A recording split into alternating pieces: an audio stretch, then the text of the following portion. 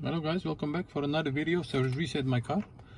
Today I'm going to show you how to reset the sunroof of a BMW F10. I had a problem with the remote key, convenient closing of the remote key. The normal BMW, this is the key. If you want to open the windows without using the window buttons, you can press the open button and keep pressing that. Then the windows and the sunroof automatically opens. I had a problem that the sunroof didn't close when I want the convenient closing button use, and that's press this button and keep pressing that, and if it's normal functioning, the windows and the sunroof automatically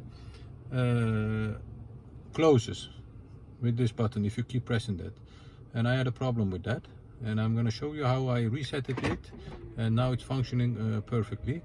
To reset it, you have to use the button of the sunroof. That's this button. You have to press that and keep pressing that for about 15 seconds.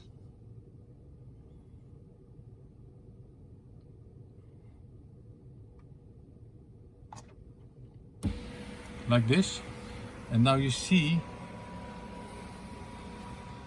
it's automatically initializing itself. It's opening, it's closing, like this. You can hear that, and you keep pressing this till it closes again, and also closes the curtain like this. And once it's closed, you can let go the button and the sunroof is initialized again. You can use this method for different kind of problems. So if you have any problems with the sunroof of a BMW F10, you can use to initialize it again. That was it. I hope you enjoyed the video. Did you enjoy the video? Please subscribe to our channel. And if you want to see our other videos about 100 plus more videos, you can look at our channel, and if you enjoy the videos, you can also give us a thumbs up. Thanks for watching. See you next time with another video on another beautiful day. Thank you. Bye bye.